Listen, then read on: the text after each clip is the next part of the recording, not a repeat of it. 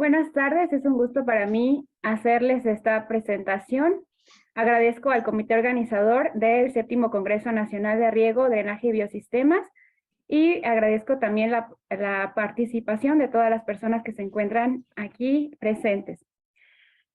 Bueno, como les comentábamos, mi nombre es Victoria Telles Pérez y en el foro que estamos participando, el tema que presento es contaminación por elementos potencialmente tóxicos en agua, suelo y nopal verdura en el Valle de Atlisco. Nosotros hemos encontrado en esta zona diferentes problemas de contaminación que abordaremos en unos instantes. Este es el orden del contenido de esta presentación.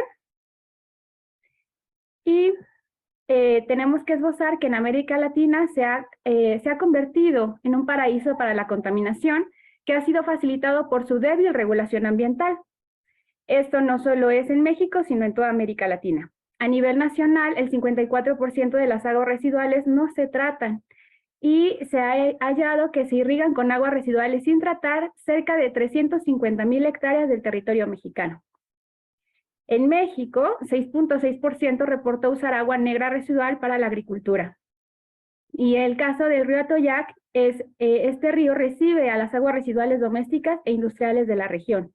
Una región caracterizada por la industria automotriz y la industria textil. Estas aguas irrigan la zona agrícola cañera, así como hortalizas, flores y cultivos como nopal verdura.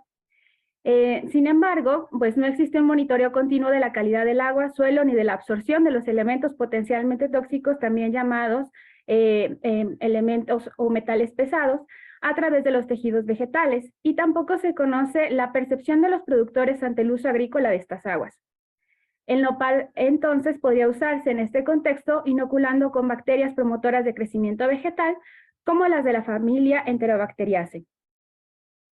Aquí podemos ver una imagen de los cultivos de nopal en la región de Atlisco. Bien, el problema de investigación consiste en que la irrigación de vegetales de consumo humano con aguas provenientes del río Atoyac se ha tornado realmente cuestionable, debido a que a este cauce llegan aguas residuales sin tratar de Puebla y Tlaxcala. Se ha identificado, de acuerdo con Ocampo, en las parcelas irrigadas con aguas del canal Santa Lucía, que conduce a aguas del río Atoyac, que se manejan cultivos hortícolas, florícolas y básicos.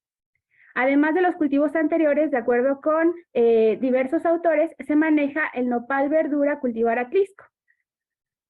Se ha hallado que también en estas aguas hay 146.3 toneladas por día de materia orgánica medida como demanda química de oxígeno, 14.7 toneladas por día de nutrientes, 0.14 toneladas por día de metales pesados y 0.09 toneladas por día de compuestos orgánicos tóxicos. Esto de acuerdo al reporte del 2011 en la declaratoria de los ríos Hueyapan y Atoyac. Ahora, de esta forma se plantean las siguientes preguntas. ¿Cuál es entonces la calidad física y química del agua y el suelo en parcelas irrigadas con aguas residuales no tratadas provenientes del río Atoyac usadas para la producción de productos de consumo humano? ¿Y cuál es la capacidad fitoestabilizadora de elementos potencialmente tóxicos de Opuntia ficus indica cultivar Atlisco con y sin bacterias promotoras de crecimiento vegetal en suelo irrigado con aguas residuales no tratadas provenientes del río Atoyac? Bien, como objetivo general de esta investigación se tuvo evaluar la calidad del agua, del suelo y del material vegetal de nopal verdura Opuntia ficus indica cultivar Atlisco, con y sin bacterias promotoras de crecimiento vegetal en parcelas irrigadas con aguas residuales no tratadas provenientes del río Atoyac que contienen elementos potencialmente tóxicos en las localidades La Cantera y San Pablo Aguatempan, del municipio de Atlisco, así como el mirador del municipio de Santa Isabel Cholula.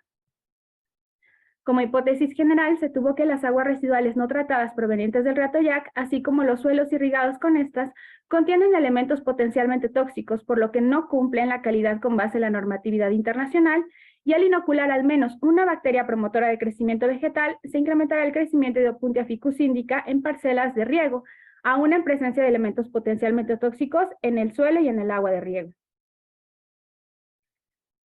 Se determinó que la zona de estudio abarcó tres comunidades, la cantera de San Pablo Aguatempan Atlisco, San Pablo Aguatempan Atlisco y el mirador de Santa Isabel Cholula Puebla.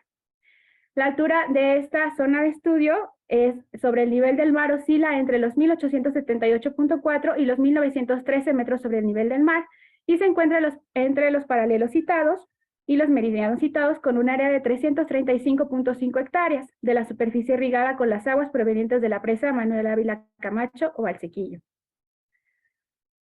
El clima en la zona de estudio corresponde a un clima templado con porcentaje de lluvia invernal menor a 5% e intermedio con respecto al grado de humedad, cuyo cociente de presión-temperatura oscila entre los 43.2 y 55. La temperatura media anual oscila entre los 16 y 18 grados Celsius y la precipitación media anual varía entre los 800 y los 1000 milímetros. La localización del área de estudio se presenta en este mapa y aquí podemos observar en los puntos azules el muestreo de agua, en donde se llevaron a cabo diferentes muestreos y los muestreos de suelo en las parcelas donde se cultiva nopal. También se puede observar que esta zona de estudio se encuentra en el estado de Puebla, en las inmediaciones de los municipios de Santa Isabel Cholula, Ocoyucan y Atlisco. Cerca de la comunidad de San Pablo Guatempa se encuentra Emilio Portesil y San Juan Portezuelo. Como parte de materiales y métodos, se determinó la calidad del agua de riego y se evaluaron 31 variables con respecto a la norma 001 de Semarnat en 3 puntos de muestreo en época de lluvia y estiaje. Antes de instalar los experimentos, se evaluaron 29 variables de suelo de campo en parcela conforme a la norma 021 de Semarnat. Se establecieron 2 parcelas experimentales de nopal en campo y una en invernadero, donde se evaluó el crecimiento vegetal de nopal inoculado con las cepas Serratia K120, Serratia MC119, Enterobacter K131, Escherichia coli N16 y Enterobacter N9. El muestreo de agua de riego fue de tipo puntual y cada punto fue georreferenciado utilizando un GPS.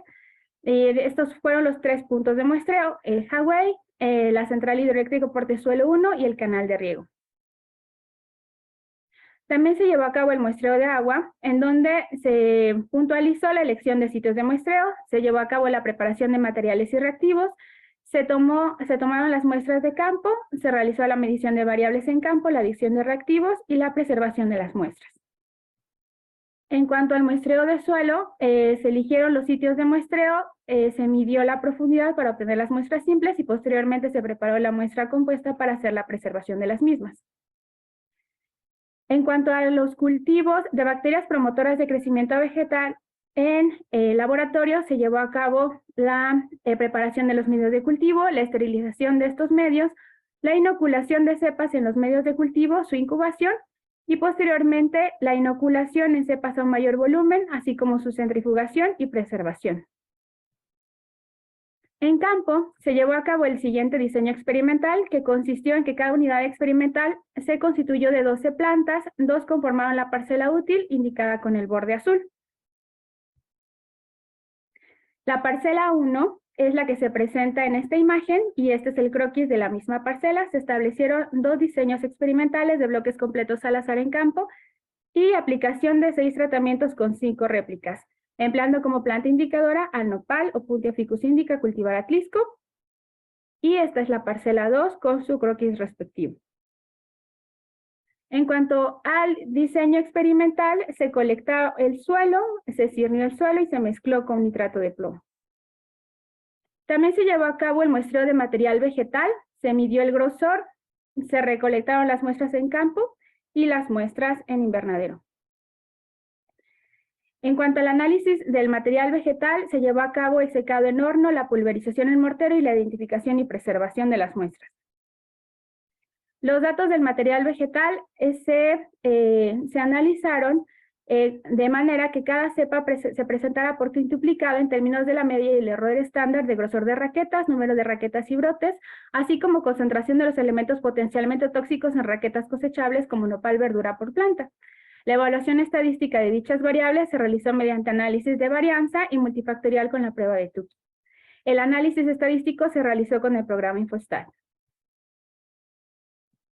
Bien, nosotros hemos hallado que las características físicas, químicas y biológicas del agua de riego en la zona de estudio, en época de lluvia, determinaron un oxígeno disuelto de 3.3 en la estación 1, 2.29 en la estación 2 y 2.5 en la estación 3.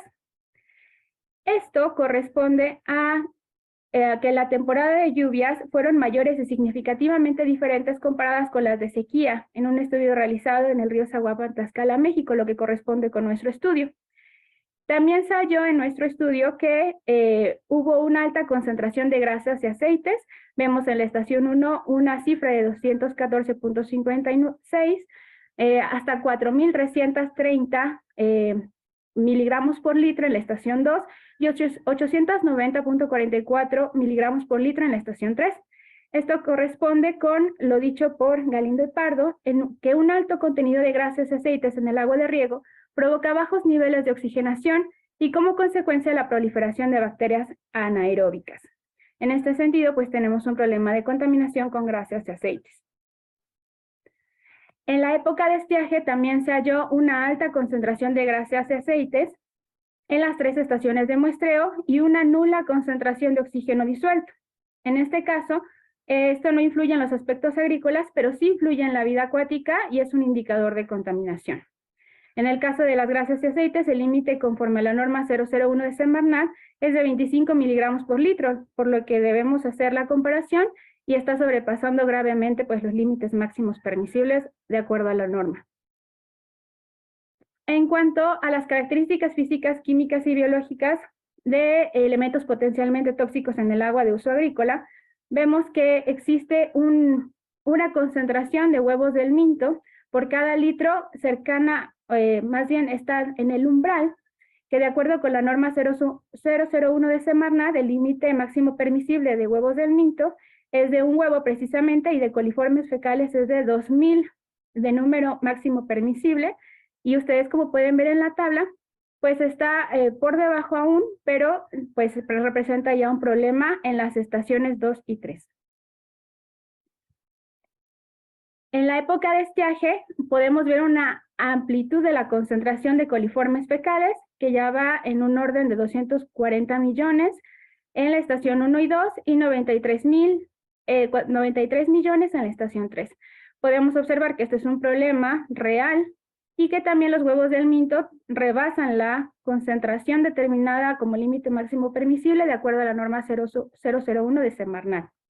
En este sentido, Galindo y Pardo mencionaron que la remoción de estos parásitos es de suma importancia puesto que puede afectar a la salud pública por enfermedades que son de fácil propagación al no restringir el tipo de riego.